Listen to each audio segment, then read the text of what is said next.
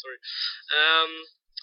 Well, I'm from the World Youth project. It's from the Netherlands, and I'm going to tell you about the World Youth project and well, its benefits, and it's basically a success story.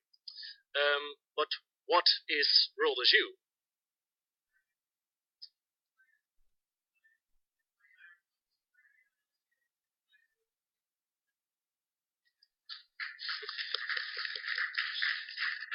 We are all World Youth, and everyone should take responsibility. And these people here are representatives of 19 teams in the Netherlands who represent 260 young people who became involved. The project is initiated by the Rabobank, by the Netherlands in Dialogue, and by the World Wildlife Fund. And it's basically an opportunity for young people to be heard and to talk about how they feel about sustainable development.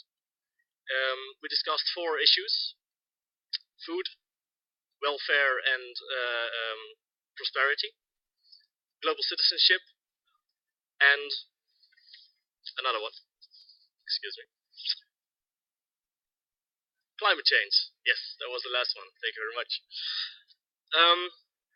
We are all quite different in many ways, but still we get along because we have a common goal. And that common goal is to create a better world. We come from diverse backgrounds, from different cultures, different incomes, and we are able to communicate. The dialogue has been extremely important in World as You because it allowed us to listen to each other, to respect each other's opinions, but also to get the feeling to be heard and taken seriously by other young members, but also by the organizations we work with and with experts we talk to. Some of the initiatives we created, individual teams have all come up with an initiative. They were let free to do as they please, as long as it was in line with sustainable development.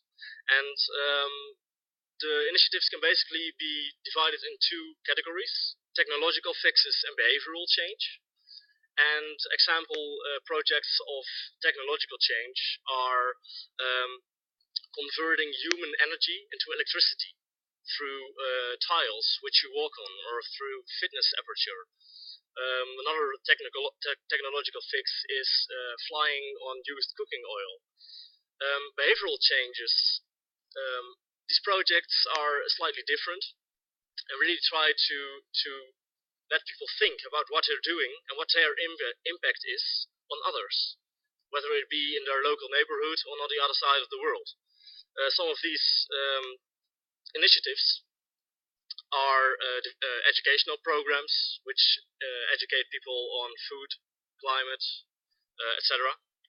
Others are more direct, to do something for someone else without expecting something back. To answer some short guideline questions, cooperative values can empower young people, for example, through the form of dialogue, to respect each other. And we have learned this, and we use it every day now, and we will for the rest of our lives. We also developed our knowledge about social, cultural, ecological, economical issues. And this is also very good that we now know this and can communicate this to other people. Furthermore, it's all in the youth statement. What is so good about cooperatives? One last thing about that is our professional skills have developed tremendously.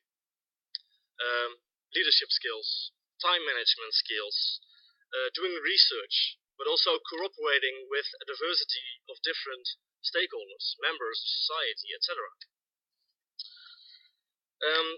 This can be related to international development discourse and agenda because it are local actions on global issues. So the thought behind it is that there are several global issues which need to be addressed, and we translate those into local issues. this is working because the local is everywhere. So the World Youth project is also expanding to, for example, Rwanda or California. And if all these local places work on these issues, a better world is bound to be happen. The other side is that these local actions all have something within them that affects other people. In every of these projects, one thing is quite central, and that is to raise awareness among people and to raise respect and understanding so that you know what influence your actions have on other people. And you can change them if that's necessary. Youth is in specific important because, well, as Leroux said, we live now, but we also live in the future.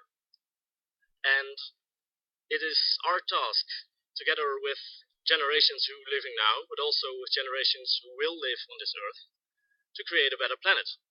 And to make sure that everyone can reap the benefits of this quality of life which we all have here.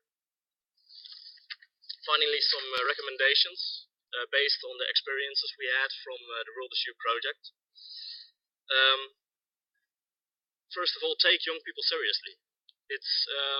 We're not just young people, and in this room there are quite a few young people, but also quite a few not. And it's in the World Youth project, people as young as 15 years old can participate, and they have great ideas for a better world, and they should be heard in whatever way possible, whether it be through cooperatives or in the UN or wherever. Take them seriously because they have something to tell. Another thing is be flexible. We discussed this earlier, and the UN, in our point of view, is quite inflexible. Perhaps it has to be, but what we noticed from our project, the World Youth project, basically the organizations who initiated it said, well, here are the boundaries, and do whatever you want within them, and it works. We self-organize, we take responsibility, and we urge you to be more flexible, to not be afraid to make mistakes. Just go on, do it, learn from your mistakes, improve, but do something. And what we also notice is monetary incentives are not always necessary. Each of us is in this project voluntarily because we want to be heard and taken seriously. And that's our reward. Just that. And of course, money is very pleasant, but it's not necessary. And well, to come back on the previous discussion this morning on the food security program, how to involve youth. It's well, you can do it in several ways, and most people often just link it to, well, social media and that kind of thing. Of course, that works. Printed media also works. As long as the message is good and you give people an opportunity to be heard, it's fine. It will be heard by young people, one way or another. Thank you.